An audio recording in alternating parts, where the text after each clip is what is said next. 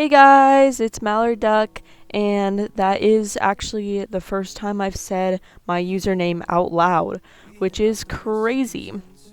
But that's because I don't talk to anyone about my YouTube channel. Maybe that's why I only have 50 subscribers. But even though it's not a lot, I'm incredibly grateful that you guys have gotten me to 50 subscribers. Like, it's genuinely insane to me that I got to this amount. Considering when I first started making videos again, I only had 17 subscribers, and now all of a sudden I have 50, which is almost triple the amount I had before. So I just want to say thank you to you guys so much, those of you who have been engaging and interacting with my content, those of you who were subscribed before I started making videos again just recently, and those of you who have been giving me recommendations for new videos and overall interacting with me and helping me out. So yeah, just thank you guys so much for all of the help. I'm gonna have some shout outs at the end to people specifically who have been really helpful to me, but that's for later. So today I'm gonna be making some art and talking about my OC lore. My two main OCs, Jesse and Ben, have been the only prominent and consistent characters in my YouTube channel so far because I've been writing their characters for almost 2 years now. They're incredibly important to me, and I feel like they're a part of me at this point. So I just really want to talk about them, and I felt like this was a great first video for me to make because I could talk about them for ages.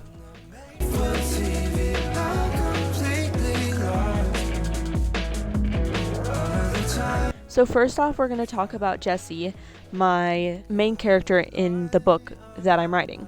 Although my book is dual perspective, meaning there's two main characters who have their own perspective chapters. So Jesse has a lot of lore to her, as does any of the OCs. A very stereotypical household. Her father was in the military and left to go be in the military when she was only 1 year old. He ended up coming back early because while there was a war going on at the time, for lack of the better term, both of his legs were blown clean off, meaning he had to be in a wheelchair for the rest of his life. This ended up being very stressful for Jesse's family. Being in a household where her father was disabled and having struggles with his medication and getting ones that worked for him, their mother being incredibly stressed out by this, on top of many other things, working a full-time job and being a mother. It was a very stressed out household.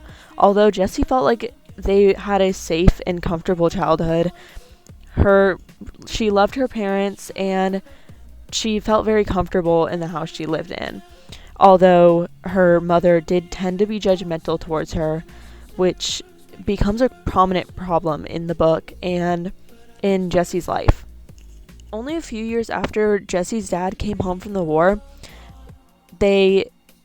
Jesse's parents had triplet brothers. Yeah, triplet brothers. This ends up just adding more stress to the family, as if there wasn't enough already. Even so, Jessie ends up becoming very close to her brother, one of them, the oldest, meaning the first in the birth order of 3 triplets. His name is Liam.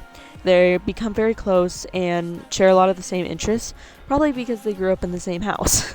So Jesse's mom always wanted them to grow out their hair really long and wear dresses to a lot of occasions, which tended to make Jessie uncomfortable, and they commonly would rebel against this, wanting to wear more comfortable clothes or, in their opinion, boy clothes. They didn't feel comfortable in the clothes that their mom would dress them up in and hated having long hair. This becomes a problem for their whole life, wanting to cut off their hair, which they saw as a dead weight. Jesse's mom also judged them for their choice in friends. That's right, their best friend, and soon to be maybe something more, Ben. Ben had moved in across the street when Jesse was only 5 years old, and Jesse quickly wanted to meet him and become friends with him. Although Ben was very quiet and reserved, and tended to be quite scared around Jessie. This made Jessie think that he didn't like her, and this caused them both to pull away. But they ended up becoming very close friends quite quickly because Jessie is just a ray of sunshine. They just radiate all their happiness and hopefulness out into the world, and this tends to make people drawn to them. Near the time Ben had moved in across the street, they started going to school, meaning they were in the same grade and ended up being in the same class. This was helpful for both of them considering they didn't have any friends other than each other, but Jessie wouldn't need him either way considering everyone was drawn to her. She was just, again, a ray of sunshine. Everyone wanted to be close to her and become friends with her because she just seemed like she would be a good person to hang out around, which of course she was, but this didn't stop Ben from being uncomfortable around all of them because no one really liked him. He was always quiet around people and tended to pull away. This caused Jessie to end up losing many of her friends because she insisted that Ben tag along. The older they got, the more friends Jessie dropped. And when they were both 13, Jessie was actually invited to a pool party for someone's birthday. She insisted that Ben come, which irritated a lot of the people that were going to that party. Even though there was boys and girls present, they just didn't want Ben there. Of course, this upset Jessie, and she just kept begging and begging until they said yes. During this party, something happened that would change their relationship forever.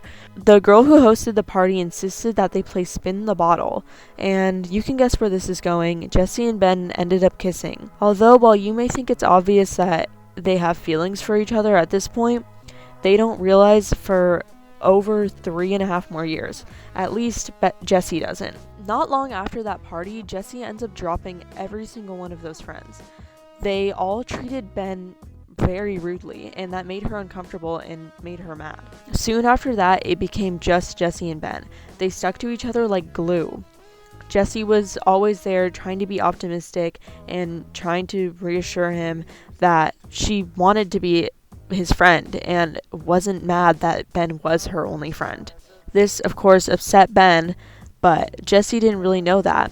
She assumed that he thought of her the same way that she did. And that was mostly true. So Jessie didn't really consider themselves an emotional person. They would push down emotions in battles they had with themselves, like their body image and anything else that felt like a problem to them. They would push deep down because they felt like they would rather spend their time and focus making Ben happy than making sure that they were happy themselves. I mentioned that before, but it becomes more prominent as Jessie starts to get older because they were only ever focused on Ben. They didn't get in a relationship throughout all of high school and didn't plan to. They didn't want to. They were focused on other things. Even though Jessie didn't consider themselves an emotional person because they would never cry when it came to things that were important, like their body image or even Ben being upset. They would tend to just take a deep breath and decide that they would do whatever it takes to make Ben feel better. Even so, they tended to cry over small things, like a really sad movie or their chicken dying. This gained them the label of crybaby, even though they didn't even get truly upset over things like ever. Even stuff like that, when they were really upset and ended up crying, they would get over it quickly, knowing that there were bigger issues to deal with. Overall, Jessie's character is meant to be very optimistic. They have their own problems and are very empathetic to people around them, but they are just generally a happy person. They don't have a care in the world to big world problems or the war or anything that's going on around them unless it's really important to them. Ben being happy is their main priority for the entire book and all of the time spent before the events of the book. Another trait of Jessie is that they're incredibly nervous all the time, and not because they care about what other people think of them. They actually really don't. They would do anything around anyone. They're more so afraid of perception. They don't want people to see them doing the things that they love, even though they wouldn't care if people thought it was weird. This also is contributed to by their body image, considering they're very insecure about the chubbiness in their stomach or the way that they look like a girl. They're generally just have body dysphoria their whole life and just push it down so far that it didn't feel like it was even real. Now, an also very important part of Jessie's character is they are a die-hard horse girl. When Jessie was only a baby, her father bought a horse and raised it from a foal. By the time Jessie's father had already left, that responsibility was in her mother's hand. And then, once Jessie was old enough, it was into her hands. She took care of that horse like nothing else. After Ben, her horse Freckles was her only friend. And they did have another horse, which more so belonged to her brother. One of her favorite things to do was just sit with her horse and listen to music on her iPod. And yes, they do have iPods in this story. I know it's 2011 and there were phones, but they live in a low income area and have not very much money. Okay, on to the very important part of Jessie's character.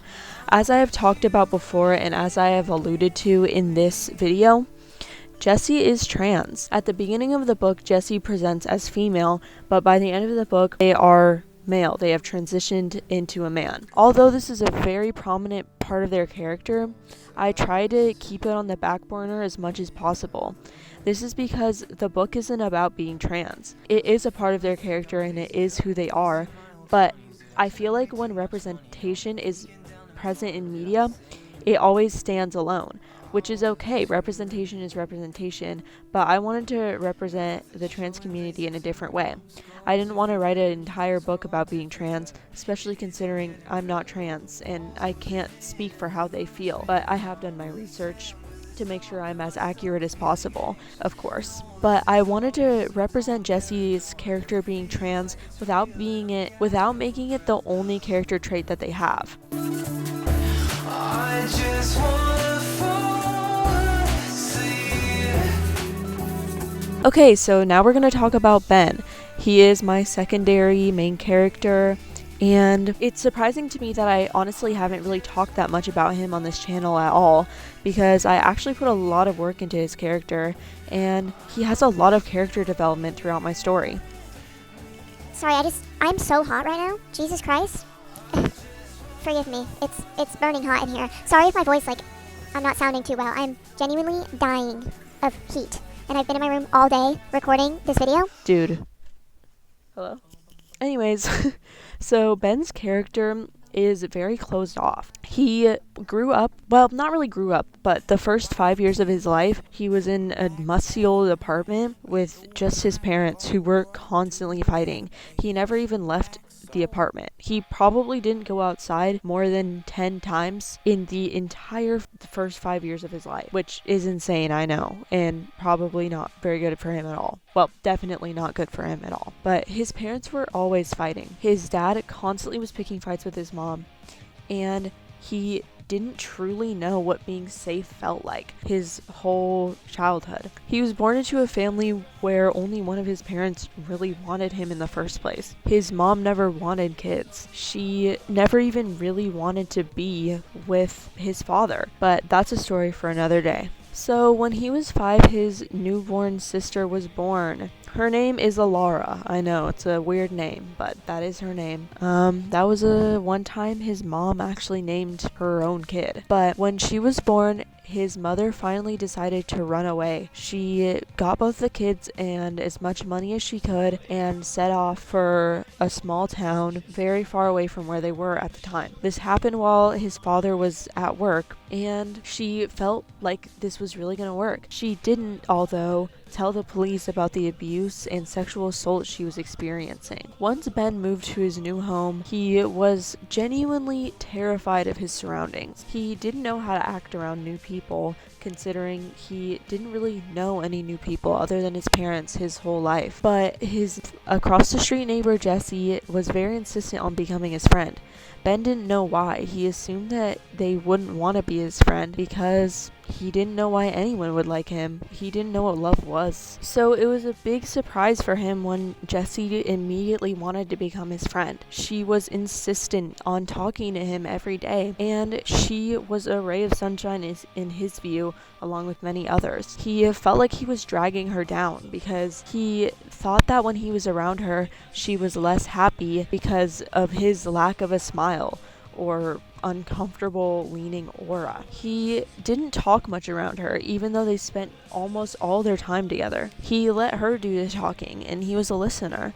Although the longer that they were friends, the more Jessie convinced him to open up to her. So Ben was very reluctant around them at first, and this caused Jessie to think that he didn't like her. Although Ben actually did really like Jessie. He wanted to be her friend more than anything, but he was too scared. He thought that if he opened up to her, something bad would happen, which because of his childhood makes a lot of sense. Unfortunately, not long after, his mother had ran away to their new home, which was, by the way, abandoned before they got there. It had hardly any of the necessities they needed, and she had hardly any money at the time, having to get a job just to support her kids, and barely making enough to renovate her house as much as it needed to be for it to be in living conditions. But Jessie commonly let Ben and Alara into her home when their parents weren't paying attention because they knew that their mother wouldn't be approving of a boy that they didn't know coming into their home very often. But unfortunately, not long after they had moved there, Ben's dad had found them. He came back and manipulated their mother into letting him stay there with them. At first, this wasn't so bad. Of course, he picked fights with Ben's mom, but Ben's mom knew how to mask being upset back at him and hardly ever fought back at all. But the older Ben got, the more his father would pick fights with him too. This ended up getting to the point where he was being berated and physically and mentally abused every single day by his father. Ben learned how to get through this just as much as his mother did. Around this time, Ben started struggling with SH. For lack of a better term, I can't talk too much about it on YouTube, especially in long form videos.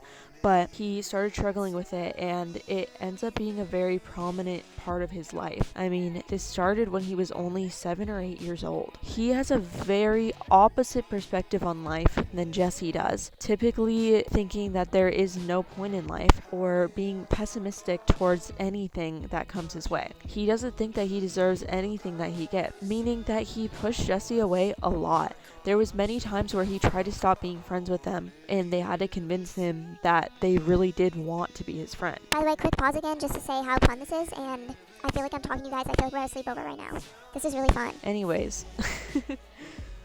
Ben didn't typically smile a lot, and this caused people at school to think of him as scary. And like I said before, he didn't really have any friends. People bullied him a lot, and this caused his self-image to be incredibly low because of how his father and how people around him treated him and made comments about his body and his looks. Ben is actually more than a quarter Mexican.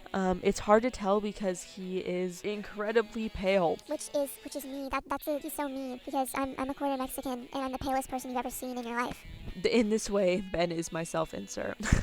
But not in most other ways. So Ben is clearly struggling mentally a lot, and he had I don't know, I can't say this on YouTube. Unaliving thoughts from when he was very, very young. The only reason that he thinks that he even made it to the age of 16 is because Jessie was always so nice to him. If Jessie hadn't become friends with him, he wouldn't have any friends. That sounds harsh, but it is very true. Now, a lot of Ben's character development is when he's in high school. When they first got into high school, people were still very mean to him, but as he had grown, he had become quite attractive. He was an alternative man in a very basic and hick-surrounded school. Although some guys and some girls really liked that, meaning that he got some attention from people in a sexual way. Sorry for YouTube censorship. I don't want to get canceled.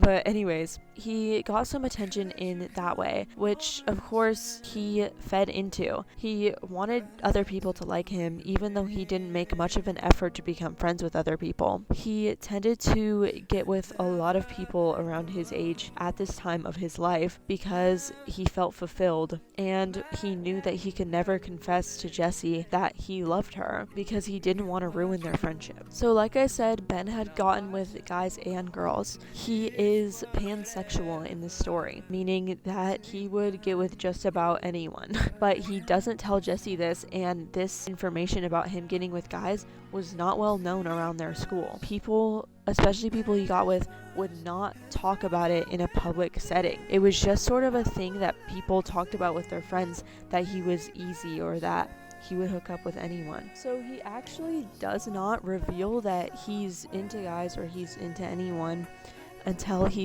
finds out that Jessie is trans way later into the book. Character developments and developments like this are not present until probably the last 10 chapters of this book, which the plan is for there to be 40 chapters. I know it sounds like a lot, but each one is like 7 or so pages. So I quickly want to talk about the actual plot of this book because I realize I've never actually talked about it, and it is of course important to understand their dynamic, the two of theirs dynamic.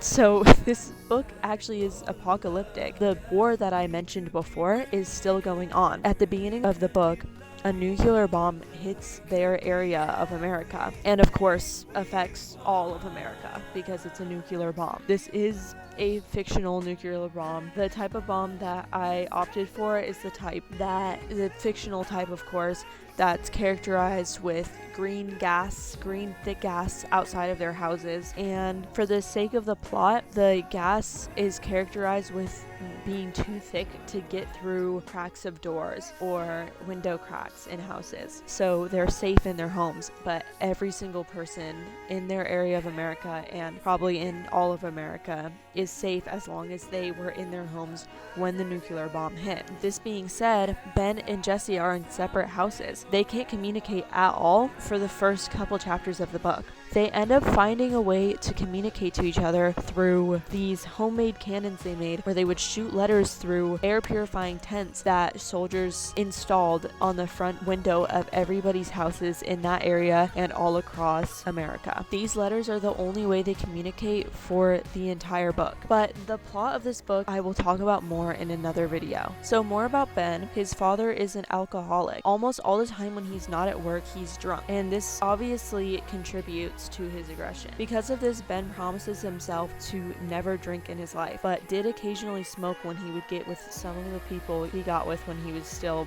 getting with people. He ended up stopping doing that at all. Like, cold turkey did not get with another person at all before they turned 16 because he felt incredibly guilty for doing something when he was still insanely in love with Jessie. He knew that he could never tell her and felt guilty and disgusting when he would think of her while doing those things. So another very important part of Ben's character is that he developed a depression-induced eating disorder when he was around 13 or 14 years old. Saying depression-induced meaning he wasn't entirely uncomfortable in his body. He did find himself ugly, but he was already skinny and had a fast metabolism. He just stopped eating because of poor living conditions and not wanting to leave his bed. So he didn't eat very much for a lot of his life, meaning he just kept getting skinnier and skinnier.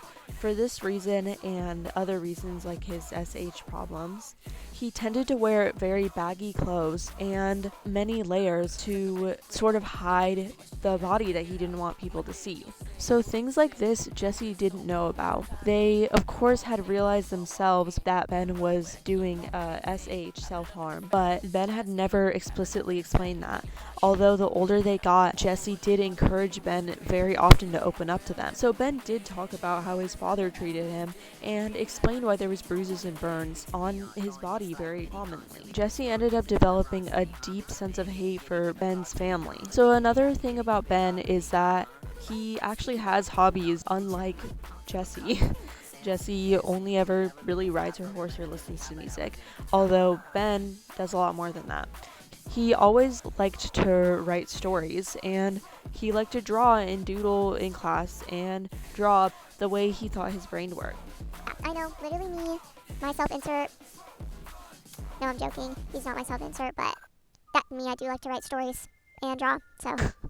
He also had an iPod that he got from Jesse for his birthday, even though he always asked for no presents on his birthday because he felt like it was too much and didn't know how to respond to presents. Even though Jesse ended up buying so much for him and didn't mind it at all. Even though Ben found it irritating because he didn't know how to respond, he would always thank her as well as he could, even though he thought he couldn't give back in the way that he wanted to. But on his iPod, he always listened to Midwest emo songs or just emo music in general. I'm saying this from a place of experience. I'm not just calling him emo. I pretty much only listen to emo music.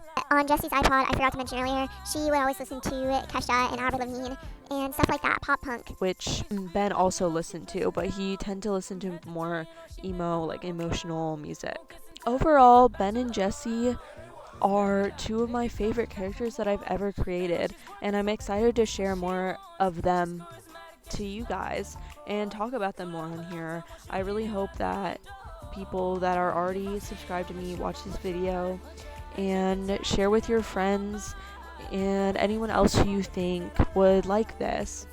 I have a couple more things to discuss with you guys before I end this video.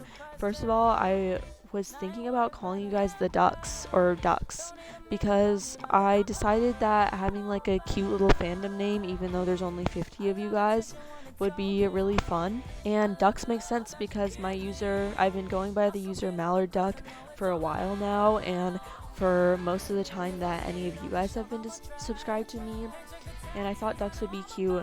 But tell me what you think about that in the comments. Also, I just want to quickly give a shout out to my best friend who isn't present on this YouTube channel, never has been, because they don't have a YouTube channel of their own, which is fine. But if you're watching this, hi, I love you, and thank you for helping me develop these characters and encouraging me to continue my videos as well. I want to give some other shout outs. Let me find their users real quick. Sorry about the sudden darkness. My gosh, I'm so sorry.